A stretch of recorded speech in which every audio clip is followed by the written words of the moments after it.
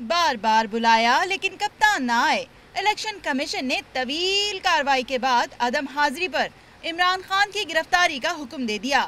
P T I کے سابق رہنما اکبر ایس بابر کی درخواست پر توہین عدالت کیس کی سماعت کے دوران الیکشن کمیشن کے 5 رکنی بینچ میں سندھ اور پنجاب کے 2 ممبرز نے عمران خان کے وارنٹ گرفتاری کی مخالفت کی تو 3 ممبرز نے وارنٹ جاری کرتے ہوئے عمران خان سے درخواست پر جواب طلب کر لیا۔ الیکشن کمیشن نے حکم دیا کہ سربراہ پی ٹی آئی کو 26 اکتوبر کو گرفتار کر کے پیش کیا جائے۔